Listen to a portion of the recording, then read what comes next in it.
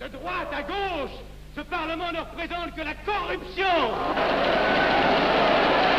Vous, capitalistes, vous n'avez cessé de pousser la classe ouvrière à la misère. Et vous, communistes, vous avez cessé d'exploiter cette misère voulue par les capitalistes.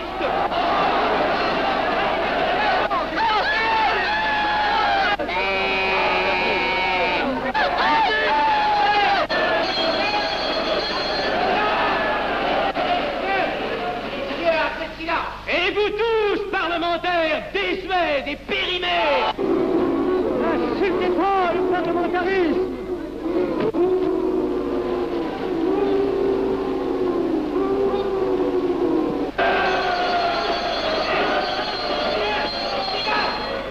Messieurs, je vais lever la séance. Continuez, monsieur Lassel. Messieurs, je n'ai plus rien à dire. J'ai eu conscience de vous dire quelques vérités, peut-être désagréables, mais utiles. Non, ce ne sont pas quelques interruptions qui m'arrêteront. La communauté française ne se bâtira pas sur le conflit de la vieille bourgeoisie égoïste et du peuple affamé. C'est pourquoi je ne voterai pas ce projet qui donne satisfaction au capitalisme international et serait le bon prétexte pour les communistes à accentuer nos divisions. Je ne le voterai pas. Je serai sans doute le seul à ne pas le voter, car il semble que par une étrange aberration, la Chambre tout entière soit prête comme toujours à trahir l'intérêt français au bénéfice de certains intérêts internationaux très particuliers.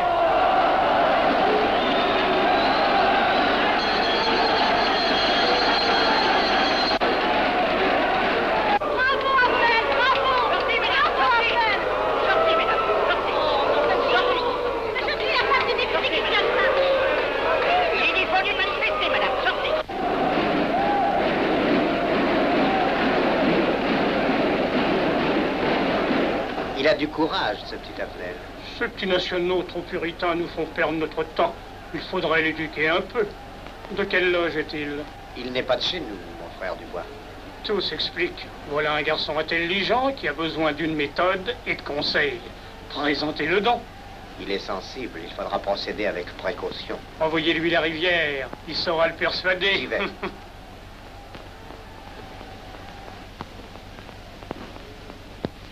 Mon cher vénérable, nous avons un service à vous demander. Enfin, dis donc, je vous suis tout dévoué. Le jeune Afnel qui vient de parler assez brillamment devrait subir les épreuves de l'initiation. La maçonnerie lui apporterait beaucoup et le disciplinerait. Ne croyez-vous pas? J'y pensais déjà. Nous allons nous en occuper activement. Alors, je suis brisé. Comment avez-vous trouvé mon discours? Excellent. Vous leur avez dit de fort bonnes vérités. Ouais, ça n'a pourtant servi à rien, ils ont voté le projet. Ça ne sert jamais à rien de dire la vérité. Les gens n'aiment pas la vérité. Ils préfèrent de beaucoup les mensonges. Vous êtes cynique. Non. J'ai une certaine expérience politique, déjà ancienne. À propos, voulez-vous venir un peu avec moi? J'ai quelque chose à vous dire. Volontiers.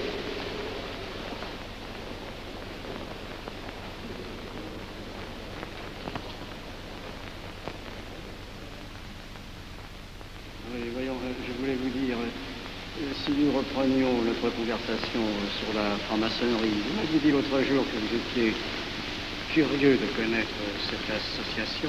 Ah oui, on en dit tantôt du bien, tantôt du mal. Je vous avoue que je n'aime pas beaucoup les sociétés secrètes. Ah, la franc-maçonnerie n'est pas une société secrète. C'est une société discrète. Pourquoi éprouves-tu tant de répugnance à me voir entrer dans la franc-maçonnerie? Cette association me semble suspecte. Il ne doit y avoir que des arrivistes là-dedans. Non, voyons, ce sont peut-être aussi des braves gens animés d'un idéal sincère. Le texte qu'ils m'ont donné est rempli de bonnes idées. Tu me diras que ça n'est qu'un programme affiché à l'entrée, mais il me paraît loyal. Tu es un honnête homme, mon chéri. Mais tu as un grand défaut. Ah, et lequel? Tu ne vois jamais le mal. Tu imagines que les autres sont bons comme toi-même. C'est pourquoi tu as toujours des déceptions. N'importe, je suis décidé à tenter cette expérience. Alors fais-la. Je souhaite me tromper. Quand vas-tu te présenter chez ces gens? Mercredi. Déjà.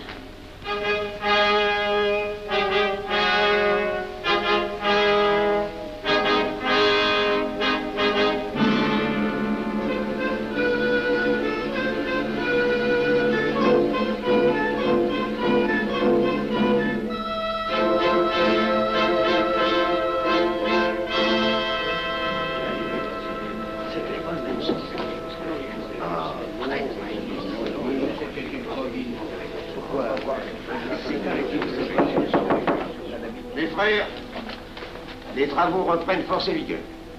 La tenue du comité a voté l'interrogatoire du profane Avenel. Nous allons lire les rapports confidentiels de nos enquêteurs. Pierre Avenel, né en 1902 à Laval, a fait sa première communion. Oh, mon frère Godaïus, nous en prie. Mais déclare ne pas pratiquer régulièrement. A même cessé de fréquenter l'église. Très bien. Mais s'avoue spiritualiste.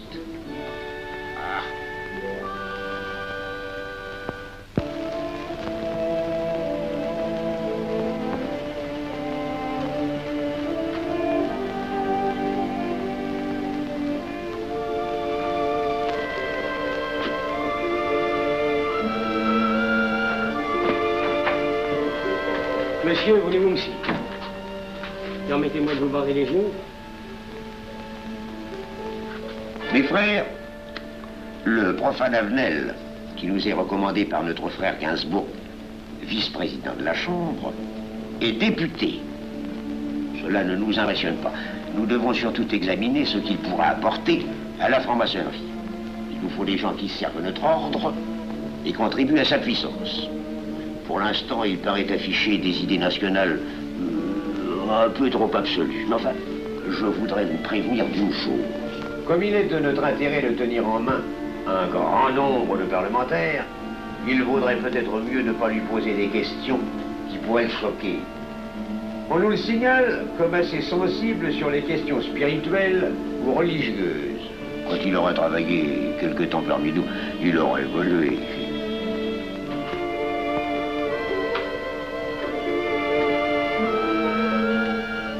Et voilà, le silence le plus absolu, mes frères. Qui frappe ainsi régulièrement à la porte du temple? C'est un profane qui demande à être interrogé, vénérable maître. Faites entrer le profane.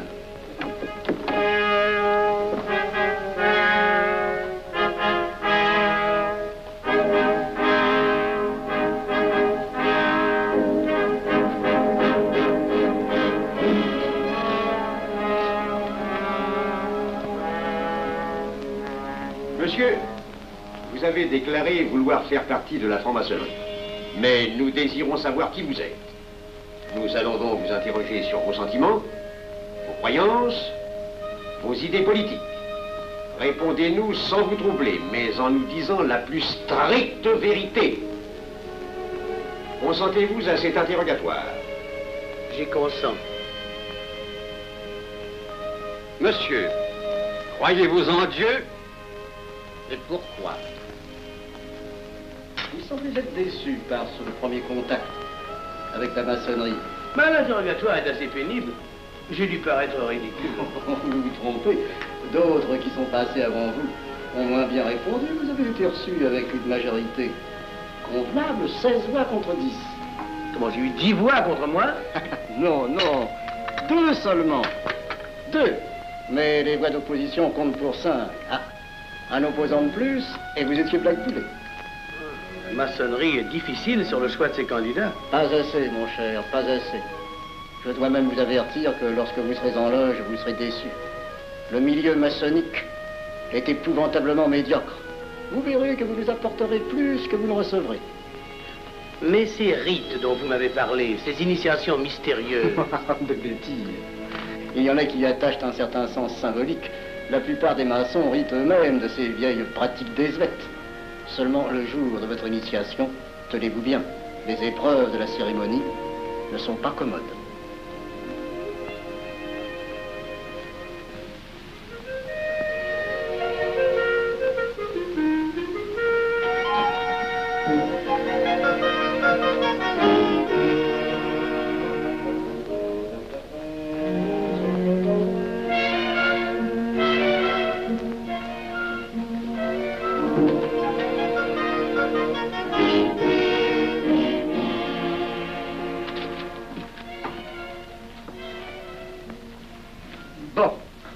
Attendez à la buvette, là. On viendra vous chercher. Alors, mais c'est entendu, mon cher, je m'occupe de ton affaire. Tu peux compter sur moi. C'est très important. Mais c'est entendu. Excuse-moi, la tenue va commencer, je suis un peu en retard. Viens, viens.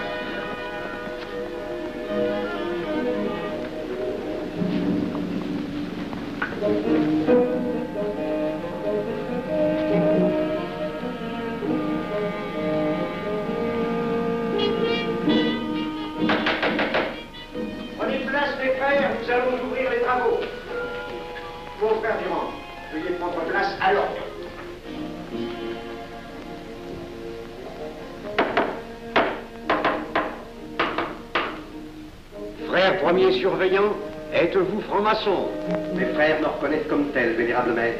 Frère second surveillant, quel âge avez-vous? 3 ans, vénérable maître. Frère premier surveillant, quel est le premier devoir d'un surveillant en loge? Vénérable maître, c'est de s'assurer que le temple est couvert. Veuillez vous en faire assurer par le frère couvreur.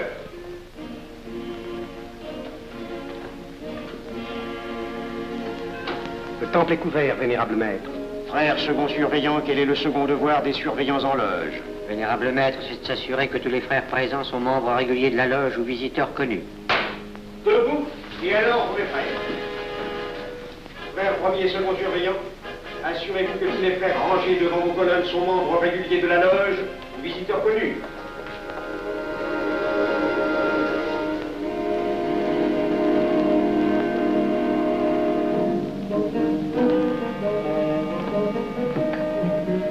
Vénérable maître, les frères qui décorent l'une et l'autre colonne sont membres réguliers de la loge ou visiteurs connus. Il en est de même à l'Orient. Frère premier surveillant, à quelle heure les francs-maçons opèrent-ils leurs travaux? À midi, vénérable maître. Quelle heure est-il, frère second surveillant? Il est midi, vénérable maître. Puisqu'il est l'heure du travail, frère premier et second surveillant, invitez les frères de vos colonnes à se joindre à vous et à moi pour ouvrir les travaux de la respectable loge des enfants de l'univers Orient de Paris, au grade d'apprenti, en la forme accoutumée. À moi, mes frères, par le signe, la triple batterie et l'acclamation.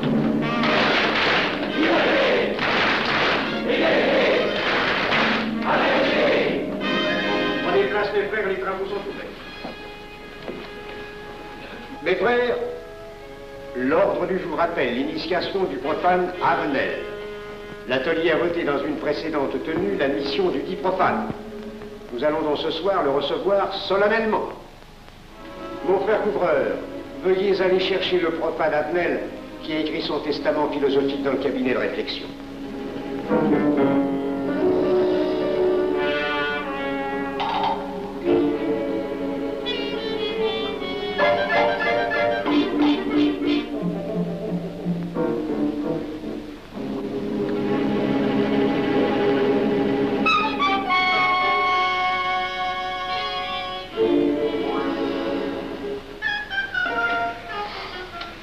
Rigolo leur truc. Monsieur, veuillez me suivre.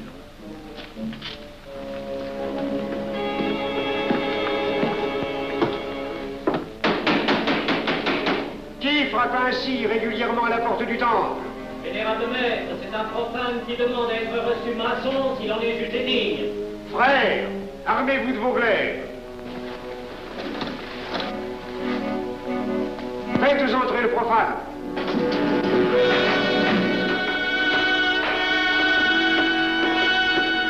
Laissez-vous, monsieur.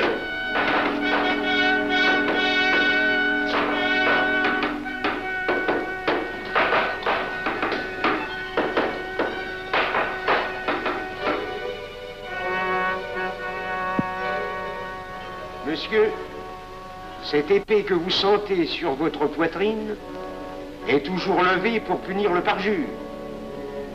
Elle est le symbole du remords qui déchirerait votre cœur si vous deveniez traître à la société dans laquelle vous voulez entrer. Est-ce de votre propre volonté, en pleine liberté, que vous vous présentez parmi nous? Oui. C'est une institution qui ne procède que d'elle-même. Elle prend sa force dans la raison. Persistez-vous toujours dans vos intentions? Êtes-vous bien déterminé à vous soumettre aux épreuves, quelles qu'elles puissent être? J'y consens. En ce cas, confiez-vous à la main qui va diriger vos pas. Mais, comme il serait imprudent de s'imposer des obligations dont on ne connaîtrait pas l'étendue, il est de la sagesse de cette respectable assemblée de vous dire quels seront vos devoirs si elle vous admet dans son sein. Le premier est un devoir absolu de secret sur tout ce que vous pourrez entendre et découvrir parmi nous, ainsi que sur tout ce que vous verrez et saurez par la suite. Je dois exiger de vous un serment prêté sur la coupe des passions. Consentez-vous à le prêter? Oui. Frère expert, faites approcher le profane. Et vous, maître des cérémonies, apportez la coupe des serments. Présentez la coupe au profane.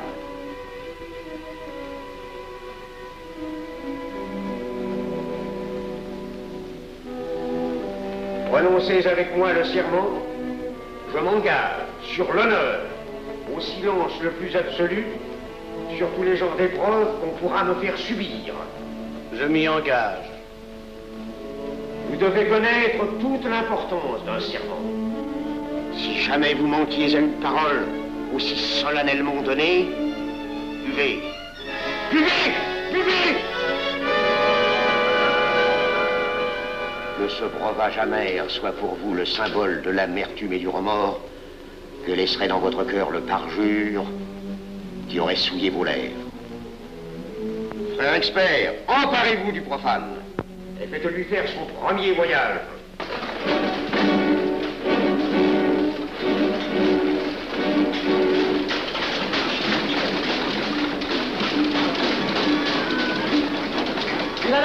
C'est un profane qui demande à être reçu maçon.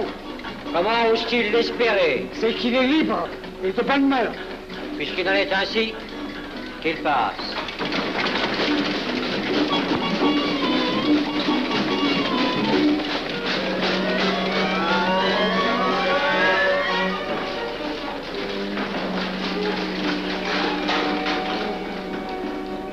Monsieur, le voyage symbolique que vous venez de faire est l'emblème de la vie humaine. Le bruit que vous avez entendu figure les passions qui l'agitent. Les obstacles que vous avez rencontrés peignent les difficultés que l'homme éprouve et qu'il ne peut vaincre ou surmonter que grâce à l'aide qu'il trouve dans ses semblables. Frère expert, faites faire le deuxième voyage.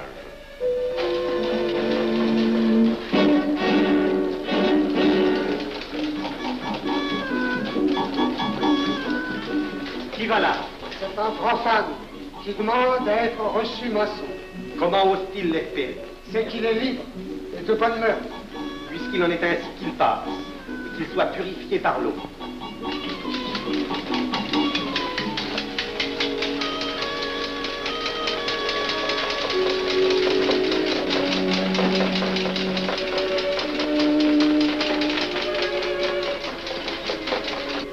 Monsieur, nous avons procédé à l'épreuve de l'eau qui représente l'épuration de votre esprit naissant à la vie maçonnique. Votre cœur doit être limpide comme l'eau pure. Frère expert, faites faire le 3e voyage.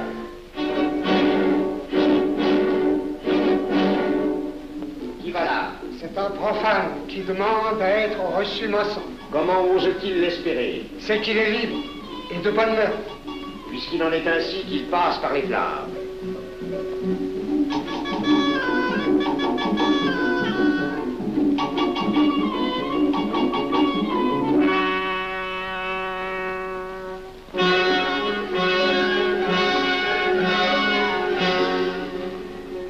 Monsieur, les flammes dont vous avez été environné ont achevé vos épreuves.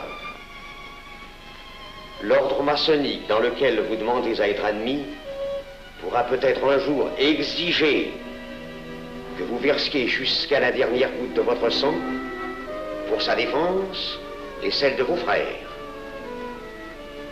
Je vais maintenant vous faire prêter serment à la franc-maçonnerie. Frère expert, amenez le profane à l'autel. Mes frères, debout, à l'ordre et glaive aux mains.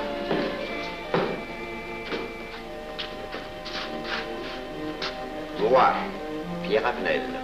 Moi, Pierre Avenel. De ma propre et libre volonté. De ma propre et libre volonté. En présence de cette respectable assemblée de maçons. En présence de cette respectable assemblée de maçons. Je jure et promets solennellement. Je jure et promets solennellement. De ne jamais révéler aucun des mystères de la franc-maçonnerie qui vont m'être confiés. De ne jamais révéler aucun des mystères de la franc-maçonnerie qui vont m'être confiés. Quelle idée saugrenue ton mari a-t-il de se faire recevoir franc-maçon? Je lui ai déconseillé tant que j'ai pu, mais tu sais comme il est entêté. Il va se trouver dans un milieu d'arrivistes si médiocre. On l'a pourtant bien prévenu. Pourvu qu'il ne lui arrive rien. Il y a tant d'histoires qui courent sur le compte de ces sociétés secrètes. Ne t'inquiète pas, Pierre. Il saura se tirer d'un mauvais pas. T'es prudent. Pas assez. Monsieur, le serment que vous venez de prêter ne vous donne-t-il aucune inquiétude? Consentez-vous à le renouveler lorsque vous aurez reçu la lumière? Je le renouvellerai. Mes frères, nous allons donner la lumière aux profanes. Frère couvreur, préparez-vous à accomplir votre office. Que la lumière lui soit donnée à mon 3e coup de maillet.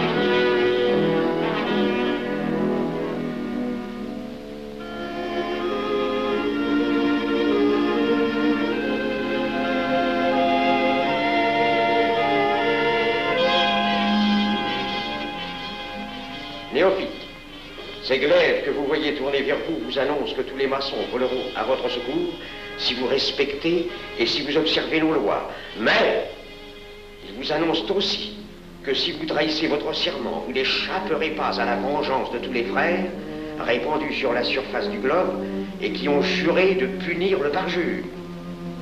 Le jurez-vous, mes frères? Nous le jurons.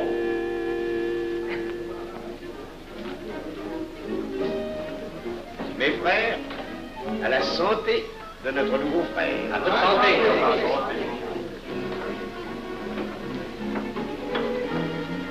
Mon très cher frère, qu'est-ce que vous pensez de cette soirée? Eh bien, c'est curieux. Cette cérémonie est très impressionnante. Mon cher frère, pourrais-je vous laisser ma carte au cas où vous auriez besoin de mes services? Je vends de tout, de la bonneterie, des chaussures, du savon à des prix invraisemblables. Tu permets, mon cher Lévi-Stein? Je t'en prie.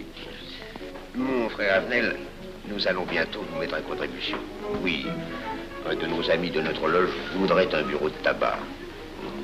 Le Grand Orient est submergé de demandes en ce moment. Avec vous, ça ira peut-être un peu plus vite. Volontiers. Je vous remercie. Ah, dans quelque temps, je vous parlerai aussi d'une autre affaire. Depuis plusieurs années, j'ai droit à la Légion d'honneur. Je ne m'en suis jamais occupé, je n'ai pas voulu déranger nos amis pour ça. On leur demande déjà tellement de choses, n'est-ce pas? Vous m'aiderez? À votre service. Merci beaucoup. Alors, au revoir. Ah non, pas comme ça. Voyez-vous, des petits coups secs avec le pouce, là, comme ça. Pam, pam, pam. Essayez. Pam, pam, pam. Et ben voilà. Avec ce signal-là, on ouvre toutes les portes.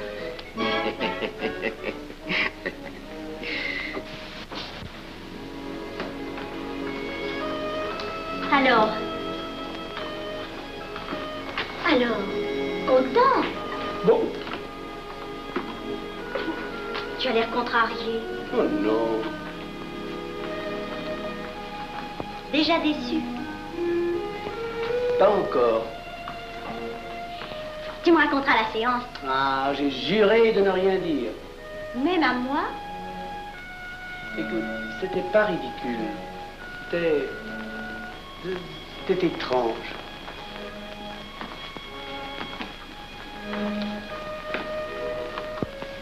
Mon chéri.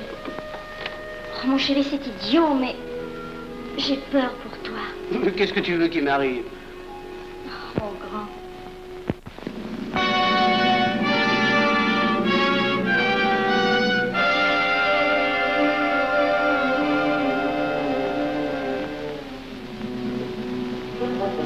Mon très cher frère Avenel, vous êtes député. J'ai un service à vous demander. Tous les détails sur la théorie. Mon très cher frère, si vous pouviez m'obtenir cette place, vous me feriez plaisir. Mon cher, donnez donc un coup de téléphone au préfet, qu'il m'ôte cette contravention. Demandez la liberté, le scandale fascinateur. Mon très cher frère Avenel, j'ai besoin d'un bon témoin de moralité dans un procès. C'est un de nos frères qui passe en correctionnel. Il est bien un peu coupable, mais avec un peu d'appui. Et pour manifester cette solidarité maçonnique, je suis sûr que vous voudrez bien vivre. L'arrestation du banquier Charles Lévy. Le crime des banques coopératives. Un nouveau scandale financier. Il faut l'exclure, c'est une fripouille. Oui, évidemment, c'est une fripouille, mais puisque personne ne le sait, nous pouvons le garder parmi nous. Non! Mais je comprends très bien vos réactions, mon cher Avenel. Mais tenez, je vais vous citer un exemple. J'ai vécu pendant 20 ans en maçonnerie avec un frère que je considérais comme un escroc. Ben, je n'ai rien dit, parce que c'était un excellent maçon. Nous ne sommes pas du même avis.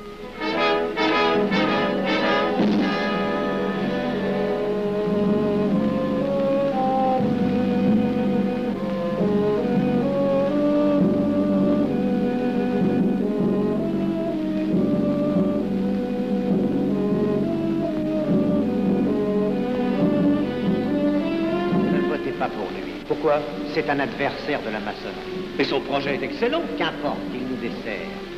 Vous n'avez pas l'air de mon ami. Non. Non, non et non, je ne ferai pas ce que vous voulez. Un vous demande de vous conformer à la discipline républicaine. La discipline républicaine et maçonnique. Je sais ce que c'est, allez, c'est une canaillerie. Mon frère, ne laissez pas vos paroles dépasser votre pensée. Oh, ne croyez pas que je sois en colère, non, j'ai tout mon sang-froid au contraire. Et c'est pour ça que je ne voterai pas cette loi unique. Détruisez ce pays en l'empoisonnant doucement. Avenel, Vous ne parlez pas sérieusement. Mais vous ne comprenez donc rien.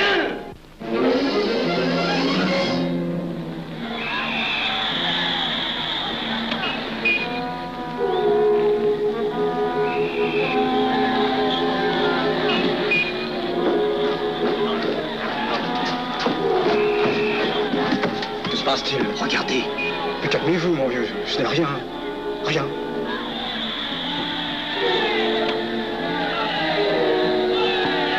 Que croyez-vous qu'on doit faire? Rien. Surtout rien. Pas de pareil cas, il faut attendre. Et croyez-moi, il n'y aura pas d'incident. Tous ces gens vont rentrer se coucher. Ils sont fatigués d'avoir crié.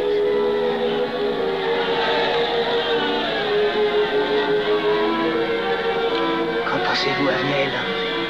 Je voudrais être avec eux, place de la Concorde. Vous ne parlez pas sérieusement? J'ai pas envie de rire.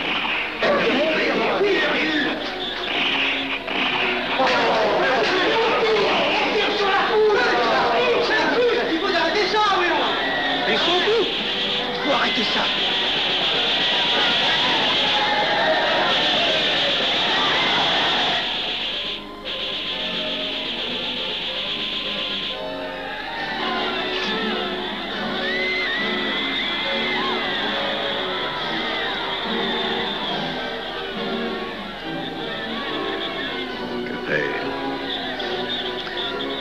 Trop tard. On tire encore. C'est pour feu.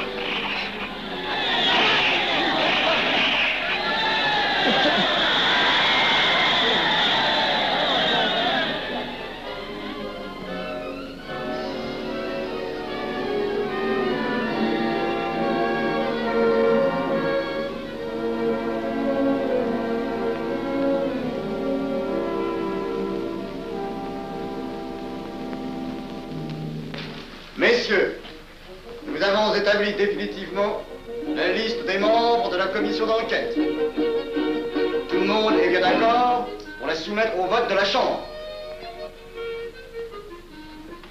Pas d'objection? Le projet est accepté à l'unanimité. La séance est levée.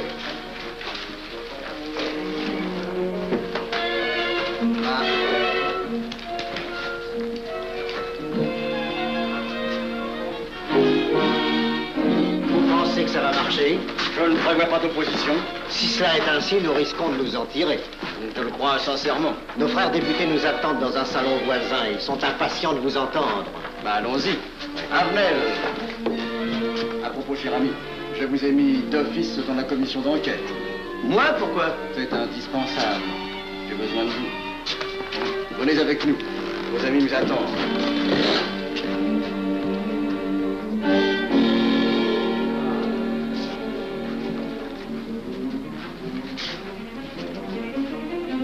Mes frères, puisque nous sommes entre nous, je puis vous dire bien confidentiellement que nous allons traverser ces événements graves sans trop de dommages. La commission vient d'accepter tout à l'heure les listes que nous avons proposées pour la commission d'enquête. Beaucoup de nos adversaires en font partie, mais dans l'ensemble, les maçons sont encore en majorité. Rassurez-vous donc, ni la République ni la maçonnerie ne sont perdues. Elles ont traversé une crise grave. Elles sortiront renforcées de cette épreuve. Merci.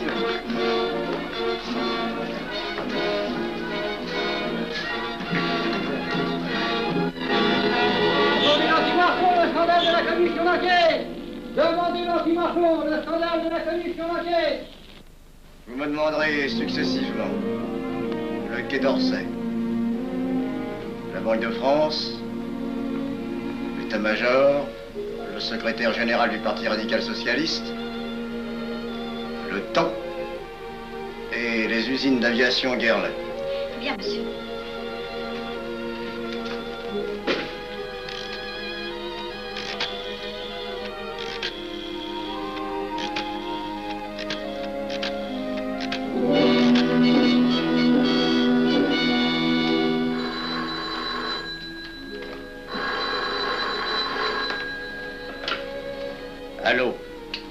chef de cabinet du ministre. Allô? Mais oui, passez-le-moi. Lui-même. À vos ordres, mon très cher ami.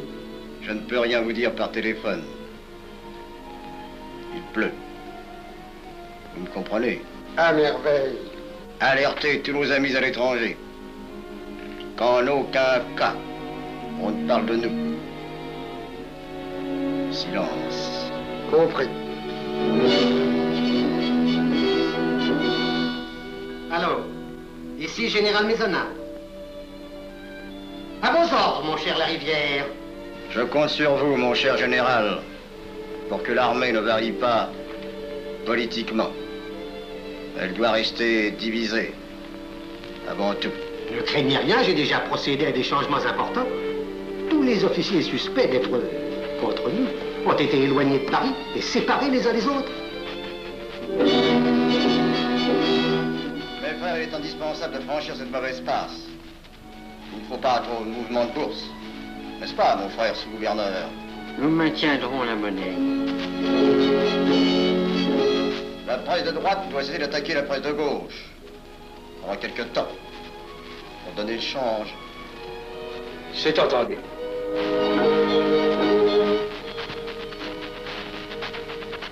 Les partis de gauche doivent faire entente avec ceux du centre. Et ceux de l'extrême gauche. De la sorte, nous contrôlons le peuple. Bloc populaire. Mieux. Front populaire. Bien. Quant à vous, mon cher Garlet, j'ai reçu ce matin une communication de l'étranger. On nous demande d'envoyer immédiatement du matériel d'aviation en Espagne.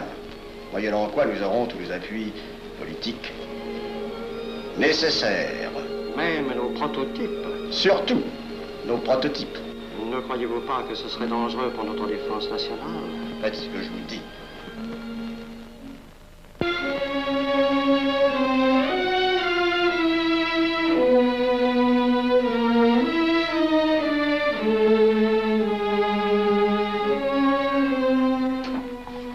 Monsieur Avenel.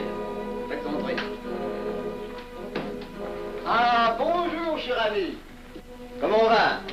Bien, merci. Ah, je vous ai fait appeler. Que se passe-t-il? On ne vous voit plus. Vous le boudez? Oh non. Cigarette. Non, merci.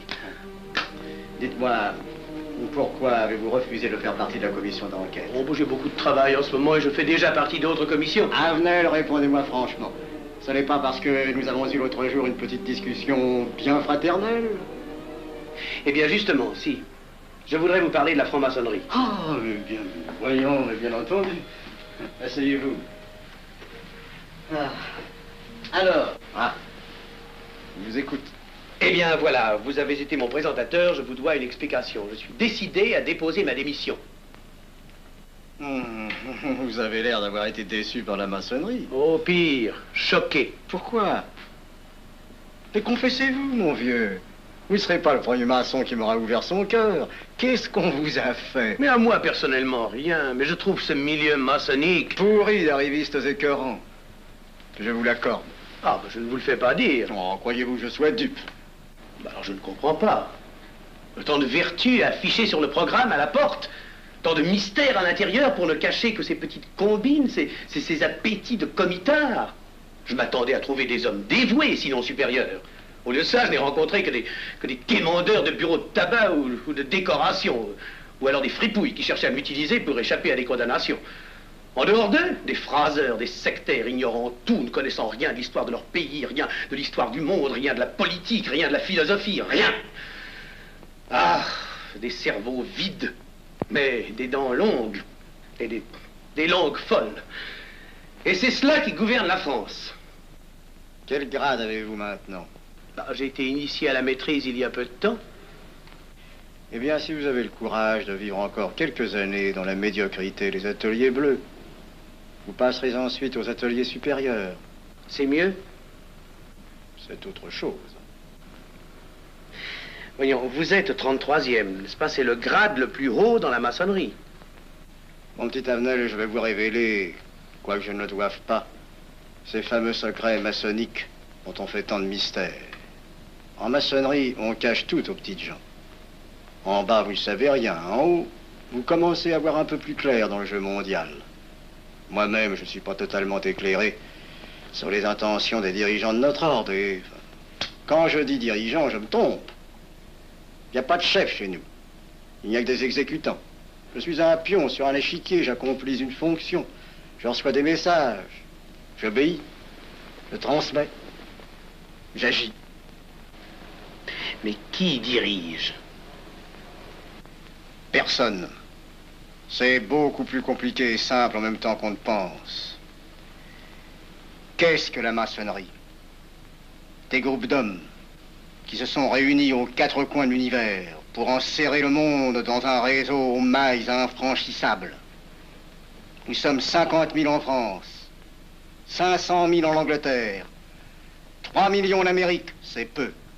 Mais c'est énorme, parce que nous formons un bloc uni d'une seule volonté. Nous rayonnons partout, nous commandons partout. Ici, 300 parlementaires sont francs-maçons. En Angleterre, le roi fait partie de notre ordre. Aux États-Unis, le président est 32e. Il n'y a pas un pays où nous n'ayons nos appuis secrets, nos hommes, nos banques, nos groupes dévoués. Et ceci n'est rien. Je ne vous montre là de la maçonnerie que la puissance physique. Il y a peut-être autre chose. Mais quoi? Une doctrine supérieure. Une antique expérience des forces du monde qui nous permet de pousser les peuples tantôt vers la vie, tantôt vers la mort, quand il le faut. La mort? Je croyais la maçonnerie attachée à la paix. À une certaine paix. Notre paix. Sinon,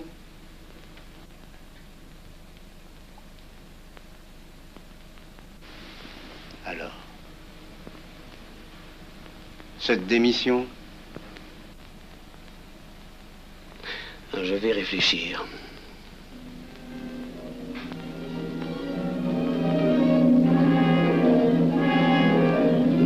Alors, il n'y a qu'une solution, la guerre.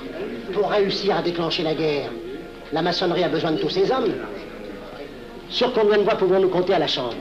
Nos frères parlementaires sont à peu près tous sûrs. Sauf un, que j'oserais nommer, car il fait partie de notre loge. Qui donc? Avenel.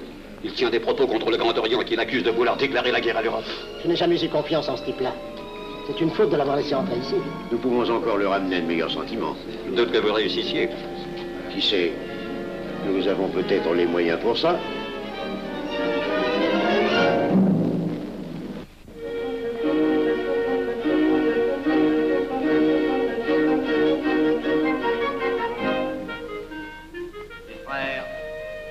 L'aviation allemande n'a pas d'appareil. Plus de 2000 accidents d'avion l'année dernière en Allemagne. La ligne Siegfried est à peine construite.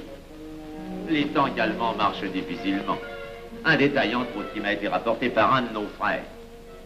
Quand leurs tanks sont entrés à Vienne, on s'est aperçu que certains d'entre eux étaient en carton et montés sur des hautes bicyclettes. Voyez-moi, mes frères, il nous serait facile d'abattre le national-socialisme dont les exigences sans cesse accrues deviennent intolérables. Et libérer ainsi nos frères réduisent à l'esclavage. Jamais nous n'avons été plus près. En 15 jours, nous réglerions le sort de l'Allemagne. Notre loi régirait l'Europe définitivement. Notre victoire est sûre. C'est faux. C'est faux. Silence. Ce que dit cet homme est faux. Mon frère, je vous rappelle alors, vous n'avez pas la parole. Je le sais. Je suis député et membre de la commission de la défense nationale. Je ne peux pas laisser se prolonger un discours aussi manifestement erroné. L'appréciation de monsieur... De notre frère, Liechtenstein. Oui, si vous voulez. Sur l'état de l'armée que possède l'Allemagne sont des mensonges. Et ajouter foi serait de la stupidité. Mais pourquoi vouloir une guerre entre l'Allemagne et la France? Mon frère, vous n'avez pas la parole. Peu m'importe. Mais je tiens à dire qu'aucun motif réel de conflit ne peut être invoqué. Vous le direz tout à l'heure, après l'exposé de notre frère. Non, je la dirai immédiatement, avant d'entendre des stupidités bellicistes. Mais vous tous, maçons, vous poussez à la guerre.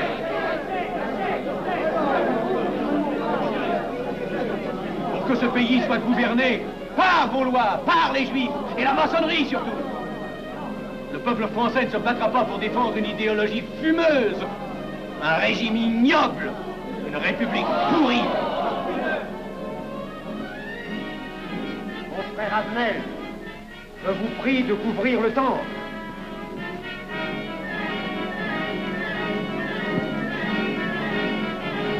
Vous êtes tous des menteurs et des faussaires. Tout chez vous n'est qu'une sinistre comédie.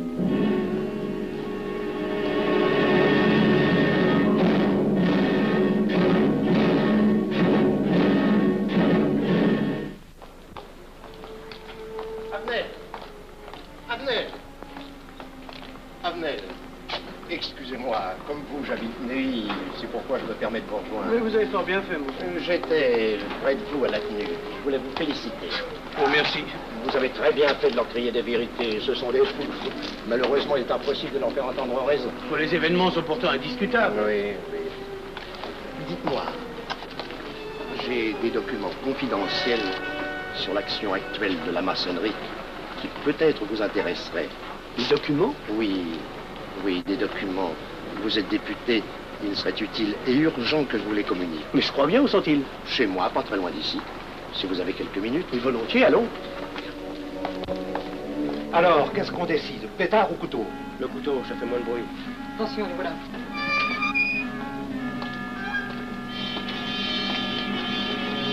Un instant, je vais voir si quelqu'un...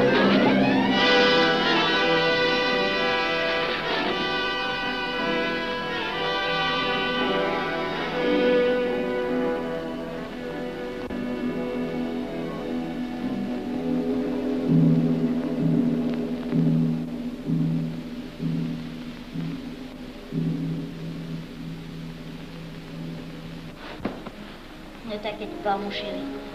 Tu guériras vite. Le docteur a dit maintenant que tu étais sauvé, à condition d'être sage.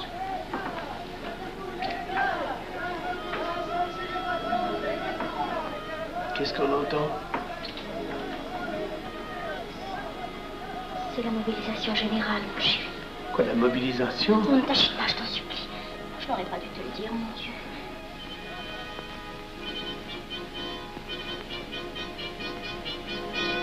T'en fais pas, mon chéri. Tu reviendras vite.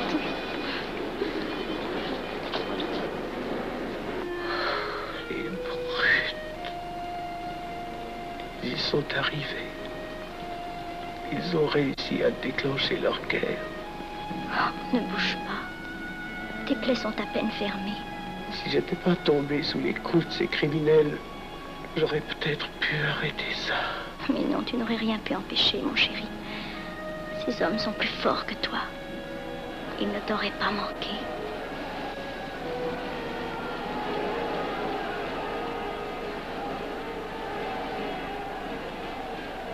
Qu'est-ce que c'est?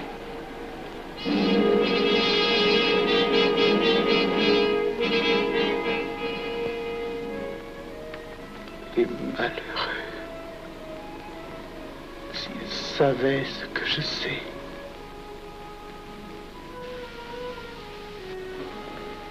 Mes frères, nous pouvons affirmer en toute sérénité que la franc-maçonnerie universelle a présentement atteint son but.